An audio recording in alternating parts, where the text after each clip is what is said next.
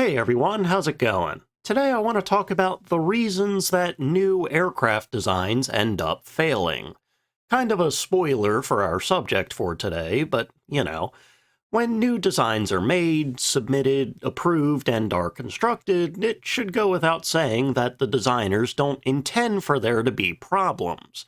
I mean, nobody designs a new fighter thinking that, we'll have some stability problems early on, but then we'll fix that after its initial flight testing, and it'll be smooth sailing from there. In a perfect world, the new design comes to life, works exactly as intended, and sprints off to be produced and sent out to war. But we don't live in a perfect world, and we make mistakes, which means that just about every plane ever designed and flown goes through some amount of growing pains, some initial kinks that need to be worked out. And while a good number of these planes grow past these initial problems, a good number still never do, and end up being regarded as failures.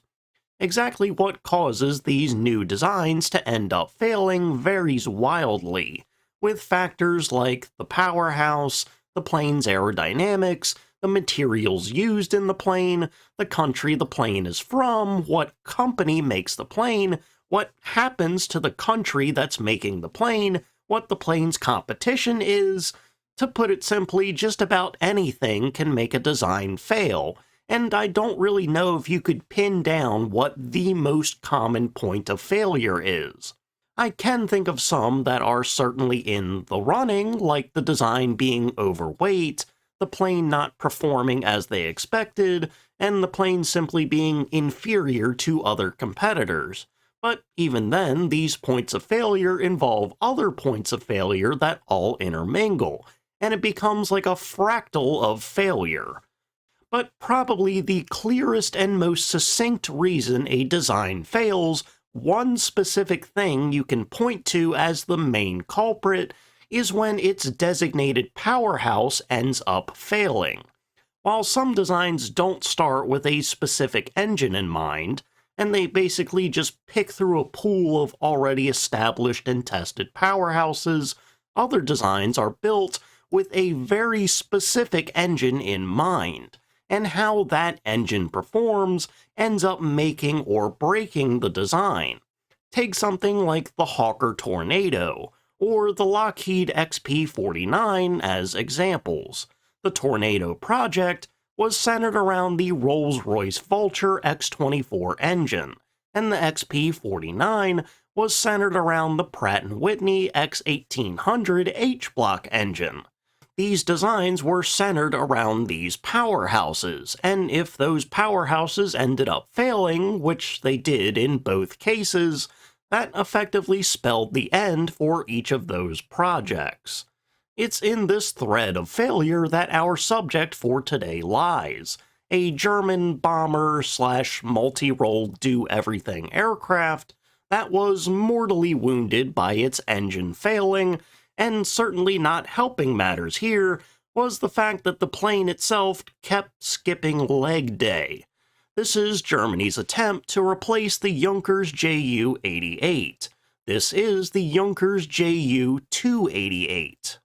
The story of this dragonfly-looking plane begins back in 1937, as the Ju-88 itself was still in its prototype phase and was still in competition with the HS-127 and Bf-162 to become the Luftwaffe's new multi-role Schnellbomber.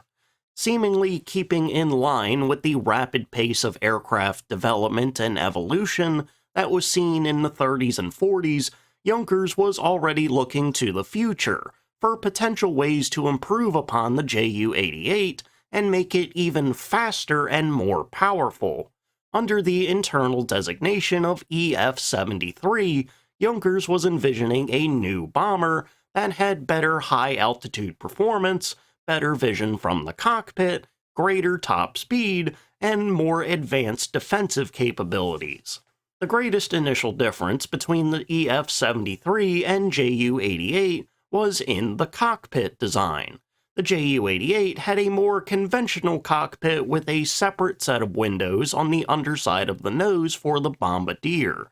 This would later evolve into the nose being completely made of glass, but still separate from the main cockpit. The EF-73, on the other hand, would feature a rather interesting-looking, crescent-shaped stepless cockpit that, as I said previously, kind of reminds me of a dragonfly. This large and continuous canopy not only gave the crew inside solid vision from basically anywhere in the cockpit, but it also made it easier to pressurize the cockpit, thus making this stepless EF-73 design more optimal for high-altitude use. With the intent of pressurizing the cockpit, this meant that the defensive weaponry wouldn't be manned physically, and located somewhere on the back half of the plane in the dorsal, ventral, and/or waist positions would be a number of remote-controlled machine guns.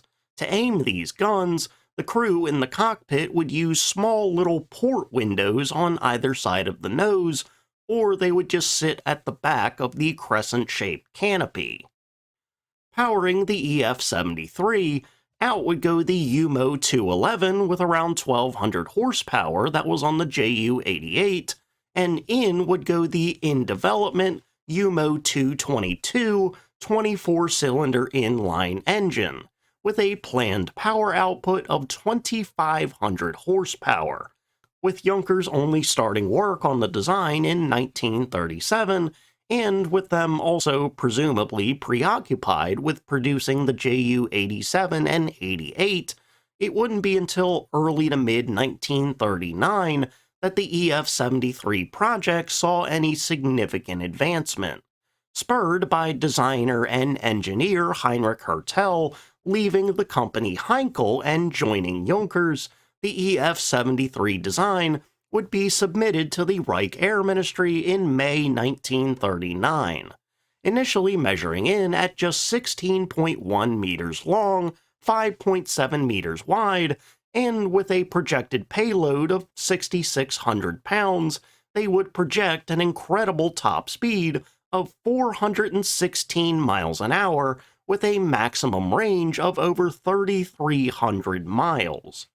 Now, presumably wanting to bring about some kind of competition, Germany, social Darwinism, all that, instead of just accepting the EF-73 design and moving forward, the Air Ministry decided to turn it into a new design competition, known as Bomber B. Seemingly acknowledging the fact that the EF-73 design was the clear frontrunner, though, many of its features were included in the contest specifications. For Bomber B, the Air Ministry wanted a medium bomber that had a top speed of at least 373 miles an hour. They wanted a greater payload of 8,800 pounds. They wanted the range to strike anywhere in Britain when the plane was taking off from France or Norway.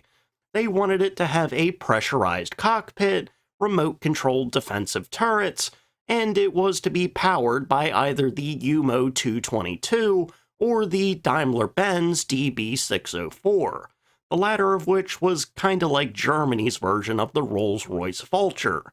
Basically, in these specifications, the Air Ministry was saying they wanted the EF-73. To these specs, in addition to Junkers, Arado, Dornier, and Focke-Wulf all submitted designs. The split-tail AR-340, the DO-317, and the electrically powered FW-191, respectively.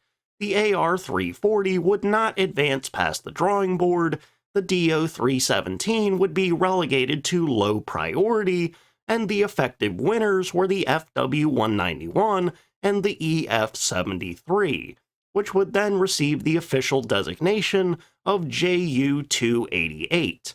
And in late May or early June 1940, a contract for 3 prototype 288s was given.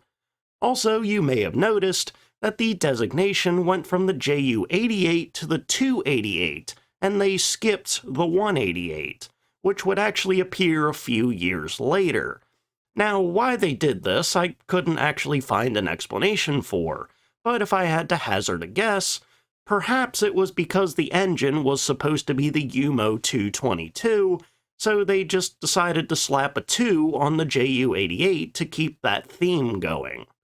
Whatever the naming reason, though, the approved Ju-288 design looked a little bit different than the original one, with its wingspan increased up to 18.28 meters and the length decreased by a few centimeters. Why that, I'm not sure, but the wingspan increased in an effort to decrease the wing loading, as the projected wing loading was considered to be too great for a high-performance bomber.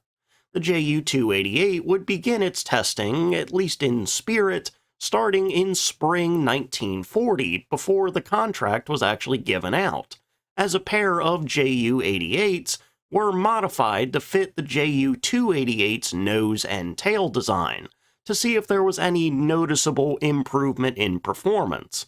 There wasn't, but there wasn't a decrease in performance either, so that could be considered a win. The first official Ju-288 prototype would be delivered in late 1940, and after extensive and successful ground testing, it would take to the air for the first time in January 1941. This initial official Ju-288 prototype was a little bit different than what they intended, namely that the planned UMO 222 engines weren't ready to be flown, and so as a temporary replacement, Junkers would use the strongest engine they had available to them at the moment in the BMW 801 Radial with 1600 horsepower. Shortly after the V1's first flight, the V2 would join it, only really being different in that it had different types of dive brakes, because yes, Germany had an obsession with making everything a dive bomber, and that extended to the Ju-288. The V1 would have the cheese grater looking slatted brakes, and the V2 would have spoiler-style brakes. But more importantly than the dive brakes, in the V2 a rather alarming problem began presenting itself, an issue that would haunt the project for the duration of its career: landing gear failures.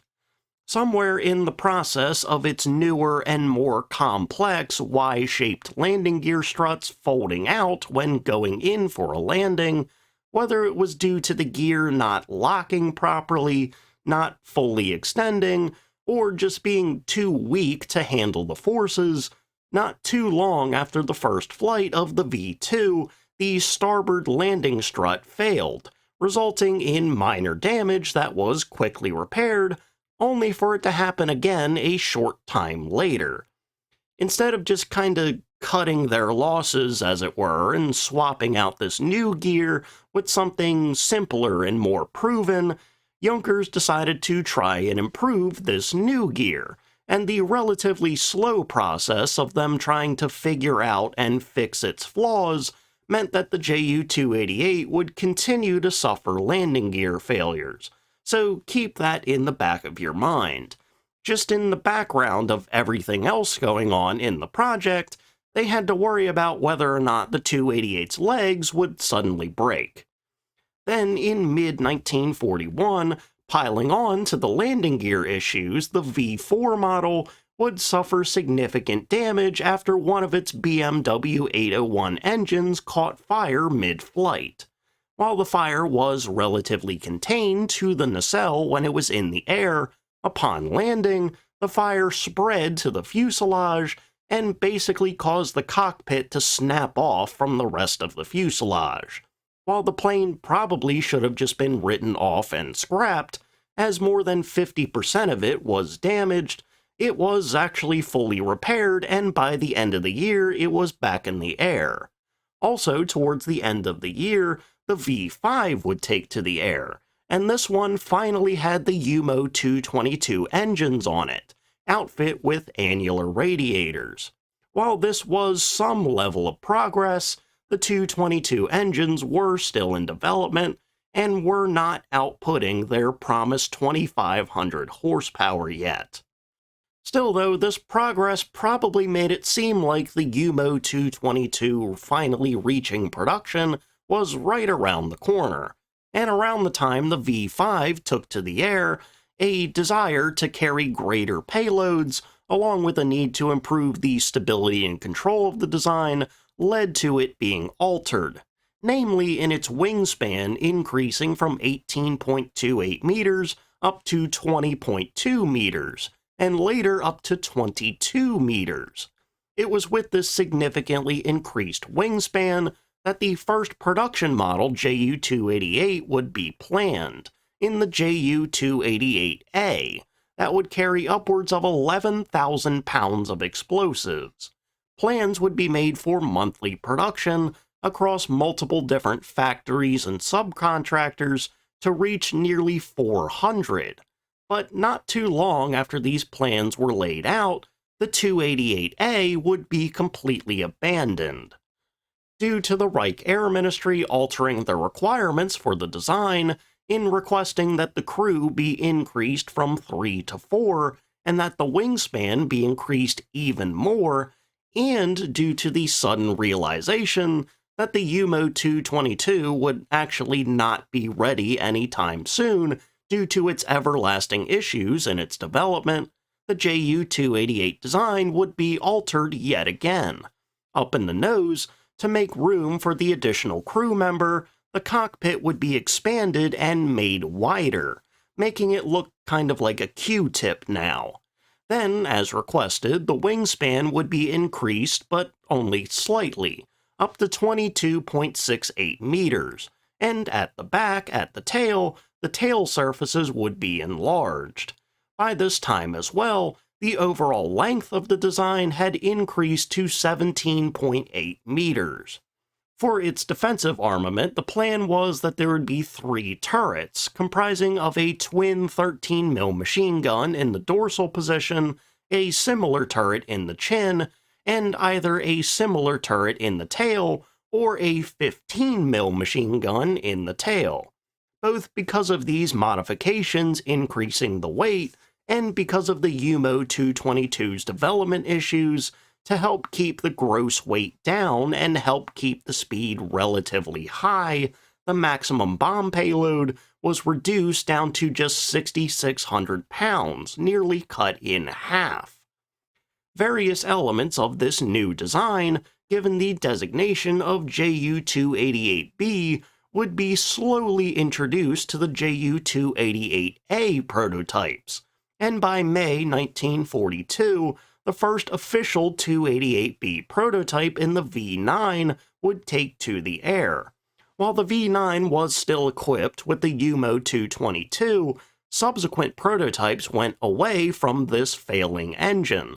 The V10 would be equipped with the BMW 801TJ, a turbo-supercharged version of the 801 with 1,800 horsepower, and then the V11 saw the installation of the Daimler-Benz DB606, the same engine that the early and problematic Heinkel HE177s used.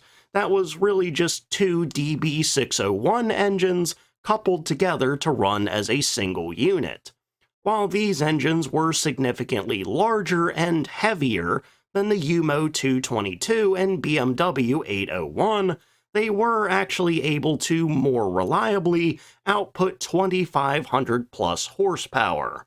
As the UMO 222 engine project continued to fade away, and the DB606 mounted prototype 288s would actually show somewhat decent performance, the 288B would also be abandoned, and the 288C would be born. Other than a change in engines, there wasn't much different really between the B and the C. The overall length was slightly increased up to 18.15 meters, and the frame was a bit more reinforced, probably because the engines were heavier, but that was kind of it. By August 1942, the first 288C prototype, the V15 or the V101, it was in the air, and later that year, subsequent prototypes with even stronger DB610 engines with nearly 3,000 horsepower were in the air, and they would hit speeds upwards of 407 miles an hour with improved stability and landing gear that was a bit stronger and less prone to failing. So finally, it appeared as though the 288C was nearing acceptance and production. But by June 1943, the Reich Air Ministry suddenly decided to cancel the Bomber B project in its entirety, and any hope for the 288 being accepted vanished. This sudden decision was caused by a combination of problems. The UMO 222 and engines like it were failing. The DB606 and 610 were only viewed as being temporary placeholders due to their significant weight, more slapped-together nature, and mediocre durability. And with Germany now slowly going on the defensive and starting to see greater restrictions in their resources, it just didn't make sense for them to keep burning resources to try and make these more powerful piston engines. It made more sense to just keep making the Ju-88, and hopefully in a year or two, work on jet engine technology would start bearing fruit and bring forth a significant paradigm shift in air power. But before that shift could happen, with Bomber B officially dead, Junkers continued work on the 288 project in a very limited capacity, and the roughly 24 still existing 288s were transferred over to the Luftwaffe and sort of slapdash thrown together so they could serve in combat. They would be outfit with a 50mm cannon, probably for either ground attack or bomber-destroyer duty, and as far as I could find, there isn't actually any record of what they accomplished in their very limited service. Ultimately, the 288 ended up as another aircraft doomed by the fact that it was built around a very specific engine, and when that engine ended up failing, it brought the plane down with it. It was a delayed takedown, with Junkers trying to find a replacement, but it nevertheless fell.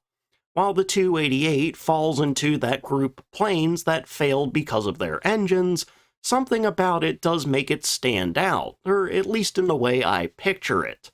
I sort of imagine Junkers working on this design, putting in the UMO 222 engine, but it isn't working properly. It's not outputting enough power, so they tinker with that engine and mess with it, trying to get it right, but they just can't. So they start swapping out engines. This one's too weak, this one caught on fire, this one's too heavy. And just when it seems like they found an engine that could work, they snap that engine into place and bam, the landing gear breaks. Alright, and with that, we're going to go ahead and end for today. So thank you all for watching. Remember to like, comment, and subscribe. You ever have one of those moments where you just realize that there's so much going on in the world that you'll never be able to keep up with all of it? These videos about some big VTuber drama keep getting recommended to me, and I'm just sat here like, I have no idea who these people are or what's going on. And it makes you realize how there are just entire worlds going on completely outside of your frame of reference. But anyway, I hope you enjoyed the video, and I hope you learned something. So, see ya.